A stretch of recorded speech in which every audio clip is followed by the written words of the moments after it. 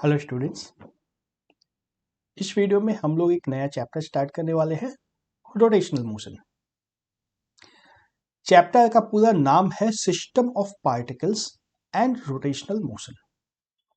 तो सबसे पहले नाम समझना है चैप्टर का। नाम में आता है हमारे पास system of particles. System of particles, इसका क्या मतलब होता है? अगर तुम्हें ध्यान होगा तो हमने अब तक जितना कुछ भी पढ़ा है, चाहे वो जो भी चैप्टर रहा हो, linear motion in one direction, linear motion in to dimensions, या सर्कुलर मोशन, या वर्क एंड एनर्जी, हर जगह हम लोग क्या बोलते हैं? Point object. याद आ रहा है? हर जगह लिखा जाता है पॉइंट ऑब्जेक्ट। चाहे वो कार की बात क्यों ना कर रहे हैं हम लोग, ट्रेन की बात क्यों ना कर रहे हो, डिस्टेंस ट्रेवल्ड की बात करते हैं, लेकिन हम लोग हर जगह बात करते हैं कि object is considered to be a point object. इसका क्या मतलब है? इसका क्या सिग्निफिकेंस है? हर जगह देखा है, लेकिन इसका मतलब नहीं पता है। अभी तक नहीं पता है ना? इसका मतलब यह है कि मान लो हमारे पास एक ब्लॉक है, ये अर्थ सरफेस है, यह अर्थ सरफेस है, और एक ब्लॉक है इस तरह का, स्क्वायर शेप में है। ये ऑब्जेक्ट ऑफ मास m, ऐसा ही होता था ना? इस ऑब्जेक्ट का मास m है, और हम लोग ये बोलते हैं it falls under the gravity. इसके ऊपर mg फोर्स लगता है, एंड हम लोग कैलकुलेट कर देते थे कितने टाइम के अंदर कितना नीचे आएगा ये, और नीचे आके हम लोग क्या बोलते थे, किस तरह का ड्रॉ करते थे इसका पिक्चर, इस तरह से। ये ग्राउंड पे आ गया, है ना? लेकिन क्या ये जरूरी है कि बिल्कुल इसी तरह से ये ग्राउंड पे आएगा? ऐसा भी तो हो सकता था कि ये रोल करते करते ग्राउंड पे आ जाए, हवा में दो चार रोल इस तरह से मार दे, उसके बाद फिर ग्राउंड पे आए, और जब ग्राउंड पे आए तो इस तरह से लंबा लंबा हो सकता है ना? ऐसा भी तो हो सकता है कि ये एक किसी कॉर्नर के पल पे लैंड करे जमीन पे, जब ये जमीन पे पहुंचे तो इसका ये एज पहले जमीन पे लगेगा और फिर उछल के कहीं और चला जाए। होता है ना? लेकिन हम लोग इन सबको इग्नोर कर रहे थे। क्यों? क्योंकि हम मान रहे थे कि ये पॉइंट ऑब्जेक्ट है, बहुत छोटा सा, इसका साइज बहुत छोटा है। इसका साइज बहुत छोटा है ताकि इसके ऊपर इस तरह की कोई बातें नहीं हो कि एज पे फोर्स लग रहा है या कहां पे फोर्स लग रहा है। इसलिए हम लोग हमेशा अभी तक बात की थे पॉइंट ऑब्जेक्ट। कभी भी हमने ऑब्जेक्ट कितना लंबा चौड़ा है इस तरह की बातें नहीं की। बॉल, हम लोग जब बॉल के ऊपर जब क्वेश्चन बनाते थे प्रोजेक्टाइल मोशन में, हमने कभी यह कंसीडर नहीं किया कि बॉल कितना बड़ा है, बास्केटबॉल है या क्रिकेट बॉल है या टेनिस बॉल है या गोल्फ बॉल है, कोई फर्क नहीं पड़ता था हमें। सिर्फ और सिर्फ वो एक बॉल होता था। इसलिए चूंकि उसको हम लोग एक पॉइंट ऑब्जेक्ट कंसीडर कर रहे थे। लेकिन इस चैप्टर में हम लोग पॉइंट ऑब्जेक्ट की बातें नहीं करेंगे। हम लोग मानेंगे कि ऑब्जेक्ट कितना लंबा चौड़ा है, ऑब्जेक्ट कितना लंबा है कितना चौड़ा है, इसकी बात हम लोग करेंगे।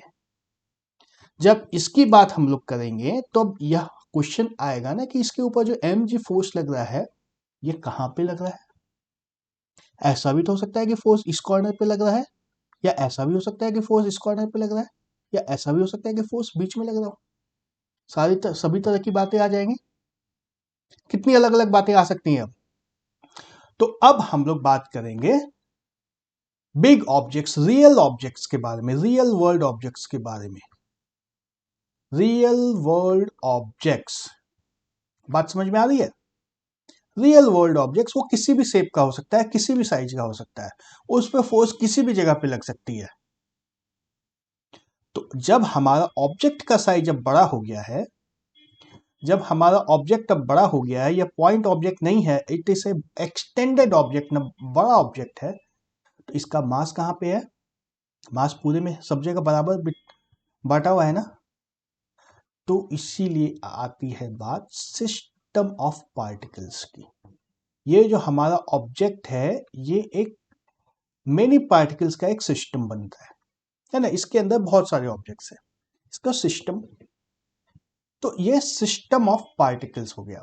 इसमें एक पार्टिकल नहीं है, ऑब्जेक्ट का मास चाहे कितना भी कम हो, कितना भी ज्यादा क्यों ना हो, इसमें नंबर ऑफ पार्टिकल्स बहुत सारे हैं। रियल में तो यही होता है, किसी भी एक एटम से तो कुछ भी नहीं बना होता है, एक मॉलिक्यूल से कुछ भी नहीं बना होता है। बहुत सारे ऑब्जेक्ट, बहुत सारे एटम्स, मॉलिक्यूल्स या बहुत सारे छोटे छोटे पार्ट्स उसके होते हैं। उस तरह के रियल वर्ल्ड ऑब्जेक्ट्स की बात करेंगे हम लोग, सिस्टम ऑफ पार्टिकल्स की। फिर दूसरी बात आती है रोटेशनल मोशन। रोटेशनल मोशन क्या है तो समझ में आ रहा है ना, कोई भी चीज रोटेट कर रही हो।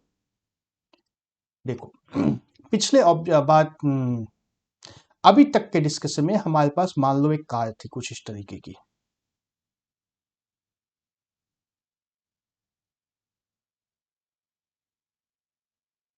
ठीक है, मैं इसके व्हील्स ड्रॉ नहीं कर रहा हूं। और ये कार जब चलती थी तो ये, चलो यहां से इसको भेज देते हैं थोड़ी दूर, यहां से यहां तक आ गई और यहां पे फिर से यही कार पहुंच गई है।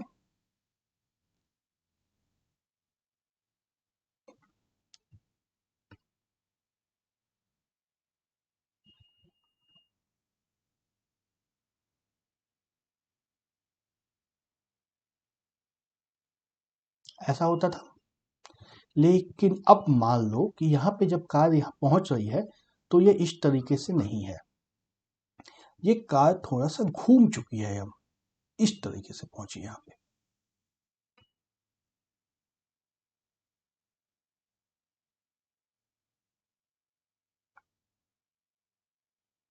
नहीं, ये रोड से जंप नहीं कर रही है कार, ये थोड़ा सा रोटेट हो गई है, सिर्फ घूम गई है। पहले ये जा इस डायरेक्शन में रही थी एंड यहाँ पहुंचने के बाद ब्रेक मारा, थोड़ा सा कार स्किड की और इधर घूम गई है कार।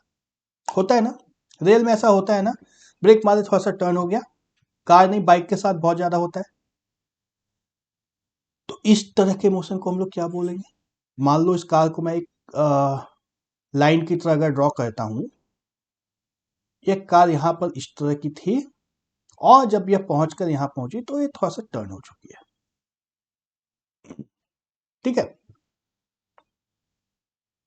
तो इसमें अब बताओ, इस पॉइंट की यदि हम लोग बात करें, एक रेड में पॉइंट मार्क किया मैंने, एक ये ग्रीन में मार्क किया और बीच में येलो मार्क करता हूं, ठीक है।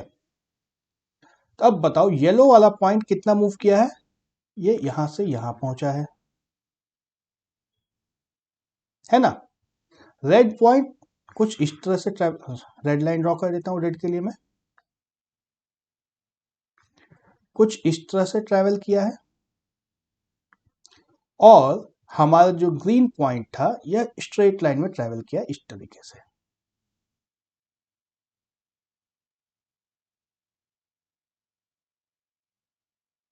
तो हमारे 3 पॉइंट का उसी ऑब्जेक्ट के अंदर 3 पॉइंट्स हैं और तीनों पॉइंट्स का मोशन कुछ अलग अलग है। एक किसी तरफ जा रहा है, दूसरा किसी और तरफ जा रहा है, तीसरा किसी और तरफ जा रहा है। स्ट्रेट लाइन में नहीं ट्रेवल कर रहे हैं, नहीं कर रहे स्ट्रेट लाइन में ट्रेवल। तो this motion is not translational motion, not translational, जो अभी तक पढ़ रहे थे हम लोग, यह ट्रांसलेशनल मोशन नहीं है। क्या है इसके बारे में हम लोग पढ़ेंगे। इसी तरह के मोशन को हम लोग बोलते हैं रोटेशनल मोशन।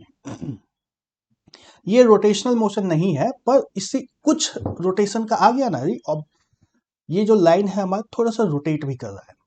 तो इस तरह के मोशन के बारे में हम लोग इस चैप्टर में बात करेंगे। बात समझ में आ रही है? तो इस चैप्टर में आने के बाद हमारे जो दो जनरलाइजेशन थे दोनों खत्म हो गए। क्या जनरलाइजेशन थे? पहला पॉइंट ऑब्जेक्ट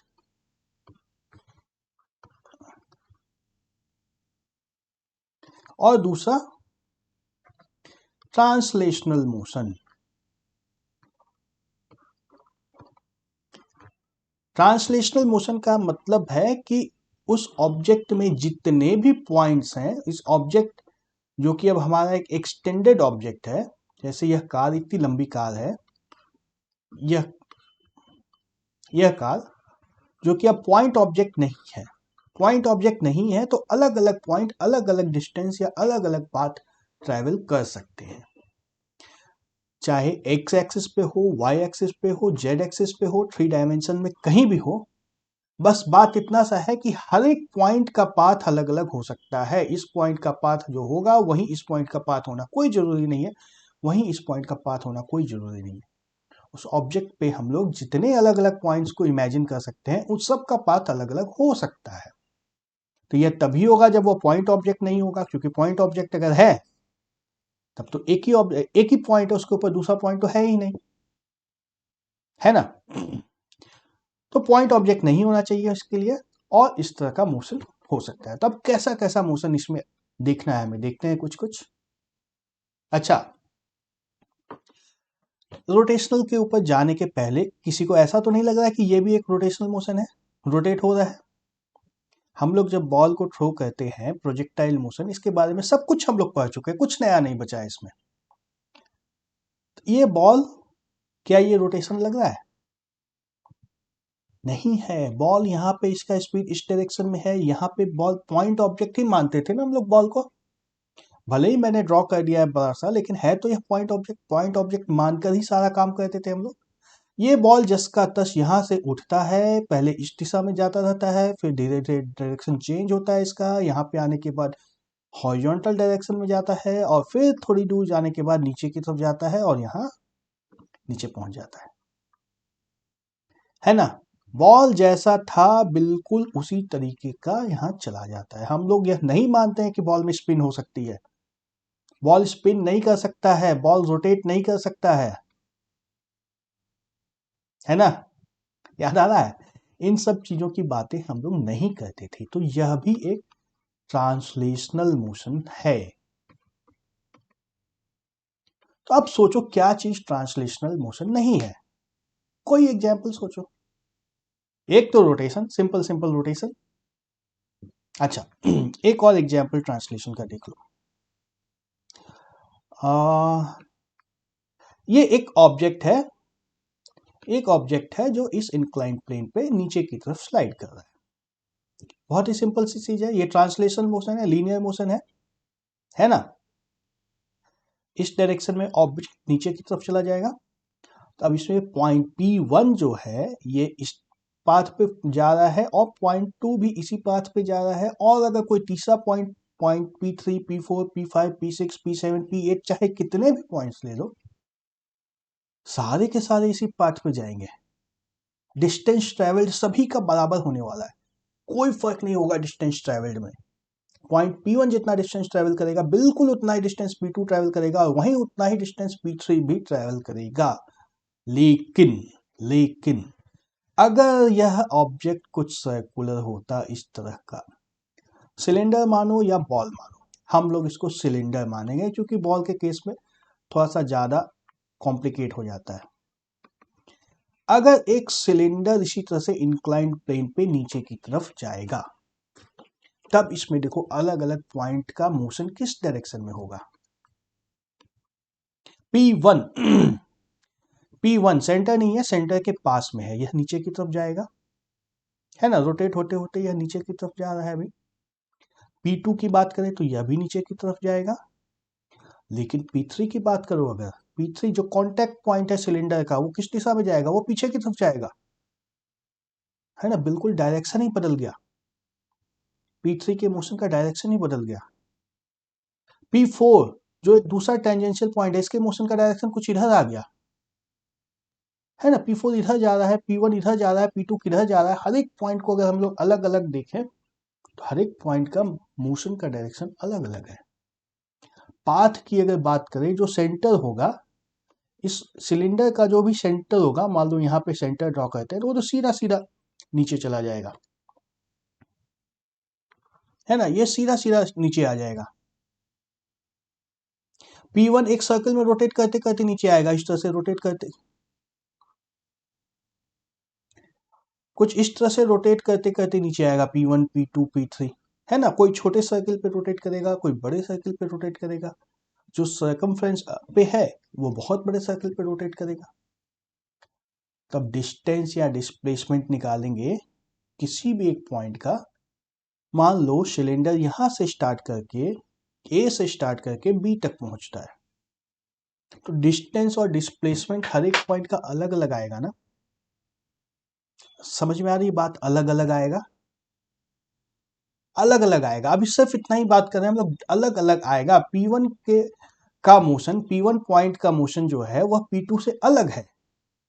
पॉइंट P1 का जो मोशन है वह P2 से अलग है। P2 का जो मोशन है वह P3 से अलग है। P3 का मोशन P4 से अलग है। तो बहुत सारे अलग अलग पॉइंट्स हैं। सबसे पहले तो रियल वर्ल्ड ऑब्जेक्ट, इसका कुछ लेंथ विड्थ होगा। रियल वर्ल्ड ऑब्जेक्ट और इसके हर एक पॉइंट का मोशन अलग अलग होगा। यही चीज अगर हम लोग इसमें बात करते,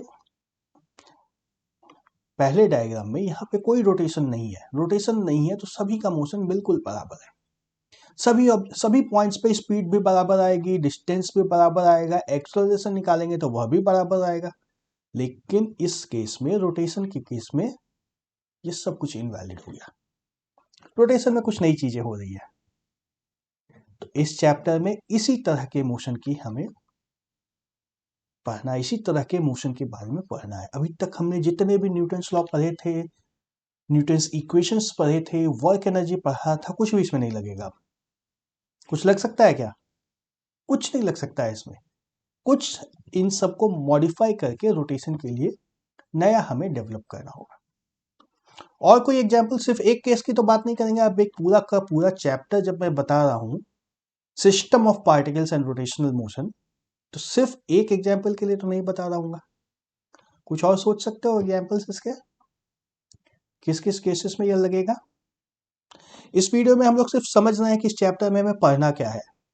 चैप्टर थोड़ा सा कॉम्प्लिकेटेड है, और यदि समझ जाओगे कॉन्सेप्ट्स को तो फिर बहुत मजे से बनते चला जाएगा। चूंकि चैप्टर कॉम्प्लिकेटेड है इसलिए इसके क्वेश्चंस आसान आते हैं, तो बहुत स्कोरिंग होता है। अगर बात को समझ जाओगे तो बहुत मजा आएगा इस चैप्टर में। Projectile motion, motion in 2 dimensions, इन सबसे बहुत ही ट्रिकी क्वेश्चंस बन सकते हैं। लेकिन ये रोटेशनल मोशन है, इसके ट्रिकी क्वेश्चंस जो है वो आउट ऑफ सिलेबस है। बहुत आसान आसान क्वेश्चंस इससे आएंगे। तो सोचो और कौन सा मोशन हो सकता है जो इसमें पढ़ेंगे हम लोग? प्योर रोटेशन, जैसे अर्थ अपने एक्सिस पे रोटेट करता है। एवरीबॉडी सबको पता है ना rotation of earth, rotation of earth, यह भी इसी चैप्टर में पढ़ेंगे। यह सर्कुलर मोशन नहीं है। अभी तक हम लोग जिस सर्कुलर मोशन की बात करते थे यह वो नहीं है। इसमें जो एक्सिस ऑफ रोटेशन यह बनता है, इस एक्सिस के ऊपर जो भी पॉइंट है, इस सब की तो, इन सब पे कोई भी मोशन नहीं होगा, कोई मोशन नहीं होगा। और इस एक्सिस से जैसे जैसे डिस्टेंस बढ़ता चला जाएगा वैसे वैसे मोशन बदलता चला जाएगा। यहाँ पे छोटी साइकिल में मूव करेंगे, यहाँ पे बड़ी साइकिल में मूव करेंगे, यहाँ पे और बड़ी साइकिल में मूव करेंगे ऑब्जेक्ट। सिमिलरली यह पॉटर्स व्हील है, देखा है पॉटर्स व्हील, कुम्हार का चाक, एक प्लेट जैसा होता है। ये लट्टू नहीं है, यह एक प्लेट जैसा होता है जो सीधा खड़ा रहता है। इसको घुमा करके इसके ऊपर यहाँ मिट्टी डाल करके बर्तन बनाए जाते हैं मिट्टी के। देखा है ना? नहीं देखा है तो भी कोई बात नहीं, समझ जाओ। ये एक रॉड के ऊपर सस्पेंडेड रहता है एक प्लेट, और यह रोटेट कर रहा है यहाँ पे। तो इस रॉड, देखो सेम इसका सिंप्लीफाइड वर्जन है, ये अर्थ का एक सिंप्लीफाइड वर्जन है ये। देखो इस रॉड के ऊपर अगर हम लोग बात करेंगे तो इस रॉड के ऊपर तो मोशन नहीं होगा, बिल्कुल अपने ही पॉइंट पे रोटेट कर रहा है। बहुत छोटा सा मोशन होगा, बहुत माइनर, लेकिन चक्कर आ जाएगा बहुत अच्छे से। और इस प्लेट के ऊपर बात करेंगे, इस तरह का झूले में तो चढ़े होगे जरूर। इस प्लेट की बात करेंगे, जो पास में है वो धीरे धीरे घूमेगा, जो दूर है वो और तेजी से घूमेगा, जो और दूर है वो और तेजी से घूमेगा, जो जितना दूर है उतनी तेजी से घूमेगा। एक्सपीरियंस किया है ना, बचपन में घूमा होगा उसके ऊपर, घूमते घूमते चाहते हैं कि बगल में जाके पकड़ ले किसी को। दूर में रहने से बाहर गिरने का बहुत ज्यादा चांस होता है। तो अलग है, मोशन अलग है। देखो इस पॉइंट पे मोशन अलग है, इस पॉइंट पे अलग है, इस पॉइंट पे अलग है, हर जगह का मोशन अलग है। और ये तो सिंपल रोटेशन की बात कर रहे हैं। तो एक एग्जाम्पल और देखते हैं हम लोग रोटेशन का। लट्टू स्टॉप, सबने देखा है, घुमाया भी होगा। क्या होता है, ये घूमते घूमते कहीं भी जा सकता है, इधर उधर घूमते रहता है जमीन पे ना, कहीं दीवार में जाके टकरा गया फिर गिर जाता है। थोड़ी देर के लिए मान लो या जब यह चल नहीं रहा है, स्थिर एक ही पॉइंट पे घूम रहा है, इसी पॉइंट पे घूम रहा है, जब यह इसी पॉइंट पे जब यह लट्टू घूम रहा है, उस स्थिति की बात करेंगे हम लोग थोड़ी देर के लिए। यहीं पर घूम रहा है ये पॉइंट है। तो अब घूमते घूमते हो सकता है ना कि यह अभी इस डायरेक्शन में झुका हुआ है, इस तरफ झुका हुआ है। ऐसा भी हो सकता है कि थोड़ी देर के बाद यह सीधा हो जाए, हो सकता है। ऐसा भी हो सकता है कि थोड़ी देर के बाद इस तरफ झुक जाए, और ऐसा भी हो सकता है कि फिर उसके बाद यहां से चल के कहीं और चला जाए। सब कुछ पॉसिबल है। समझ ऐसे लट्टू घूम रहा है, घूम रहा है, घूम रहा है, घूम रहा है, घूम रहा है, इधर झुक गया, इधर झुक गया, इधर झुक गया, इधर झुक गया, किसी भी तरफ झुक सकता है। तो इसमें एक्सिस ऑफ रोटेशन क्या होगा? हम लोगों ने अभी जो दो रोटेशन देखा, उस दोनों में एक्सिस ऑफ रोटेशन होता था, होता था। इस केस में सोचो अब एक्सिस ऑफ रोटेशन क्या होगा? एक्सिस ऑफ रोटेशन, एक्सिस इसकी खुद ही घूम जा रही है, देख रहे हो? ये एक्सिस कभी यहां पे है, फिर यहां पहुंच गई, फिर यहां पहुंच गई, एक्सिस ही घूम जा रही है। तो इस केस में एक्सिस ऑफ रोटेशन नहीं है, no axis of rotation, but only one point of rotation.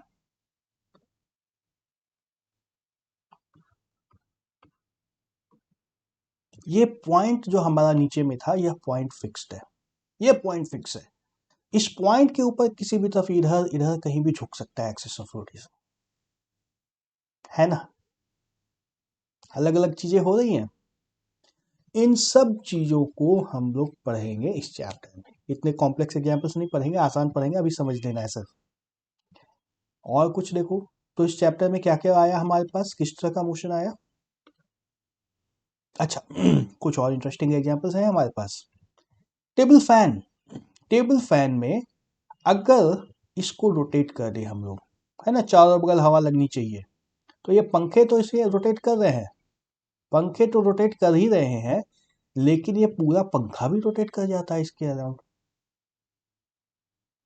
है ना। इसको एक्सिस ऑफ ऑसिलेशन लिखा है एनसीईआरटी टेक्स्ट बुक में, खैर जो भी नाम लिखो उससे अभी फर्क नहीं है। अभी हमें यही जानना है कि इस तरह का भी मोशन होता है, यहां भी रोटेशन हो रहा है और यहां भी रोटेशन हो रहा है, डबल रोटेशन हो रहा है, इसमें हो रहा है ना, डबल रोटेशन हो जा रहा है।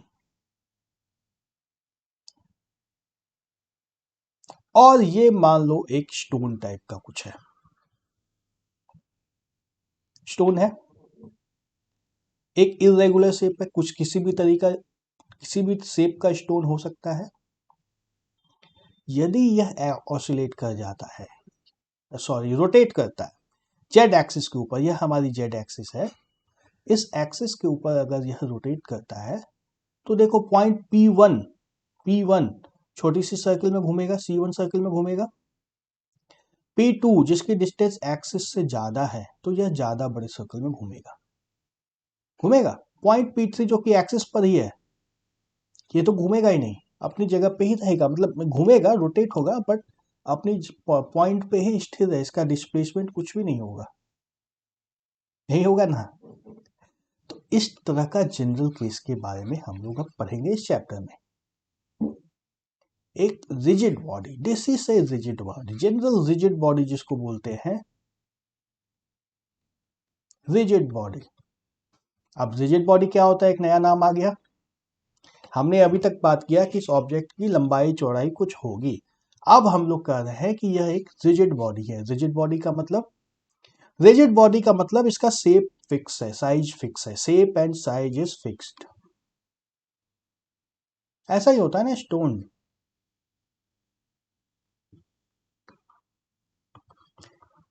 इसका मतलब यह है कि हम लोग यहाँ पे कोई ऐसा, क्या बोलते हैं उसको, ट्यूब, टूथपेस्ट का ट्यूब नहीं लेंगे जिसका शेप चेंज हो जाएगा, कोई सॉफ्ट ऑब्जेक्ट नहीं लेंगे जिसका ऑब्जेक्ट शेप चेंज हो जाएगा, है ना। हम लोग हार्ड ऑब्जेक्ट्स की ही बात करेंगे। सॉफ्ट ऑब्जेक्ट भी होते हैं ना नेचर में, तो सॉफ्ट ऑब्जेक्ट्स भी होते हैं, लेकिन हम लोग सॉफ्ट ऑब्जेक्ट्स की बात नहीं करेंगे इस चैप्टर में। हम लोग सिर्फ और सिर्फ हार्ड ऑब्जेक्ट्स की बात करेंगे जो अपने शेप को चेंज नहीं करता है। रियल सॉलिड, जिसको सॉलिड जो डेफिनेशन सॉलिड का होता है, shape and size is fixed, volume is fixed, उसी तरह के ऑब्जेक्ट्स की बात करेंगे। ठीक है, फिजिक्स का डेफिनेशन मैं दूंगा बाद में, पर अभी समझ लो यहाँ पे रिजिड बॉडी मतलब shape and size is fixed. Physics में बहुत टेक्निकल डेफिनेशन आएगा जो मैं दूंगा आगे, लेकिन समझने के लिए इतना ही काफी है कि इसका शेप ऐसा ही रहेगा, चाहे यह कितना ही रोटेट कर जाए, इसको उल्टी नहीं होगी, ऐसा ही रहेगा ये। तो इन सब तरह के मोशन को पढ़ने के लिए हमें कुछ नए कॉन्सेप्ट्स और चाहिए। अब ये पॉइंट ऑब्जेक्ट है ही नहीं, तो इसको पढ़ने के लिए कुछ नए कॉन्सेप्ट्स और चाहिए। तो हमारा सबसे पहला कॉन्सेप्ट है सेंटर ऑफ मास। क्या है कॉन्सेप्ट? Centre of mass.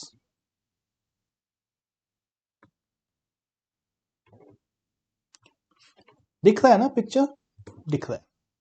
देखो एक बॉटल है जिसको हमने प्रोजेक्टाइल मोशन में फेंका, अगर इस बॉटल को प्रोजेक्टाइल मोशन में फेंका तो कुछ इस तरह का होगा ना कि उसके हम लोग जो पाथ की बात करते हैं, जिस पाथ की बात करते हैं, पूरी बॉटल उसी पाथ पे जाती है, लेकिन जो लाइन ड्रॉ करते हैं तो ऑब्जेक्ट के सेंटर से जनरली पास करती है ना, अप्रोक्सीमेटली सेंटर से पास करना चाहिए। इसी अप्रोक्सीमेटली सेंटर को सेंटर ऑफ मास बोलते हैं, जिस पॉइंट पे हम लोग उस बॉडी को अप्रोक्सीमेट कर देते हैं। मान लेते हैं कि पूरी की पूरी बॉडी इस पॉइंट ओ के ऊपर है ना। ऑल्दो इसका शेप ऐसा है, पर हमारा सब कुछ काम पॉइंट ओ के ऊपर हो जाता है। पॉइंट ओ यहाँ से चलते चलते यहाँ पहुंचा, फिर यहाँ से चलते चलते यहाँ पहुंचा, और बॉडी हमारे दिमाग में रहता है, इस तरह से एक्सट्रापोलेट करके बना लेते हैं बॉडी को।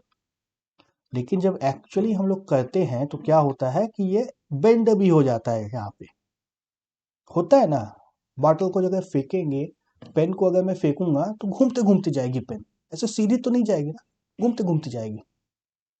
यही दिखाएगा, ये देखो ये घूमते घूमते जा रहा है। ऑब्जेक्ट चाहे कितना ही घूम जाए, हमारा काम लेकिन इस पॉइंट ओ से हो जाता था, सारा काम हमारा इस पॉइंट ओ से हो जाता था, जो कि ऑब्जेक्ट के बीच में होता है। उसी पॉइंट को बोलते हैं centre of mass. Centre of mass, मान लो कि पूरा का पूरा मास उसी पॉइंट पे है। ऐसा कोई पॉइंट जिसको हम लोग मान सकते हैं कि बॉडी का पूरा मास यहीं पे है, और ये पॉइंट बीच में ही होगा ना, साइड में तो हो नहीं सकता है, यहाँ पे नहीं हो सकता है, यहाँ पे नहीं हो सकता है, कहीं ना कहीं बीच में ही होगा ना, एजेस पे नहीं हो सकता है, बीच में होगा। इसी को सेंटर ऑफ मास बोलते हैं। इसका टेक्निकल डेफिनेशन, फिजिक्स का डेफिनेशन, कैलकुलेशन वाला डेफिनेशन हम लोग अगले वीडियो में देखेंगे। ओके। इस वीडियो में समझने की बात यह थी कि हम लोग ऐसे मोशन की बात कर रहे हैं जिसको अब तक हमने नहीं पढ़ा है, नॉट ट्रांसलेशन, जो ट्रांसलेशन नहीं है, नॉट ट्रांसलेशन। और क्या, ऐसा मोशन तभी होता है जब हम लोग रिजिड बॉडी की बात करते हैं, रिजिड बॉडी की बात करते हैं। और रिजिड बॉडी की जब बात करते हैं तो हमें सेंटर ऑफ मास की जरूरत पड़ती है, सेंटर ऑफ मास की जरूरत पड़ती है। तो इस चैप्टर में हम लोग ट्रांसलेशन और रोटेशन दोनों तरह के मोशन को देखेंगे। दोनों एक साथ भी हो सकता है, दोनों अलग अलग भी हो सकता है। जैसे यह बॉल है, अगर बॉल सीधे सीधे आगे बढ़ रही है बिना रोटेट किए तो यह प्योर ट्रांसलेशन हो गया। अगर अपनी जगह पे रोटेट कर रही है, हिल नहीं रही है बॉल, तो यह सिर्फ रोटेशन हो गया, जैसा अर्थ के केस में हमने देखा था। अर्थ कहा गया हमारा, ये रिवॉल्यूशन को अगर छोड़ दो तो अर्थ का सिर्फ और सिर्फ रोटेशन होता है। रिवॉल्यूशन अगर थोड़ी देर के लिए भूल जाते हैं तो सिर्फ रोटेशन होता है, ये प्योर रोटेशन होता है। और रोटेशन और ट्रांसलेशन दोनों का मिक्सचर भी हो सकता है। रियल में तो यही होगा ना, रोटेट करते करते बॉल आगे जाएगी, बॉल स्पिन करते करते, रोटेट करते करते आगे जाएगी। ये ट्रांसलेशन और रोटेशन का मिक्सचर होता है। इस हर तरीके के मोशन को इसी चैप्टर में पढ़ना है, और उसके लिए हमारे जो 3 बेसिक कॉन्सेप्ट्स थे वो ये है। एक तो कि मोशन ट्रांसलेशन नहीं होना चाहिए, ऑब्जेक्ट रिजिड होना चाहिए। रिजिड मतलब उसका शेप और साइज फिक्स है, शेप और साइज में कोई चेंज नहीं होगा, और उसका एक सेंटर ऑफ मास होगा। सेंटर ऑफ मास हम लोग नेक्स्ट वीडियो में देखेंगे। Okay, bye bye.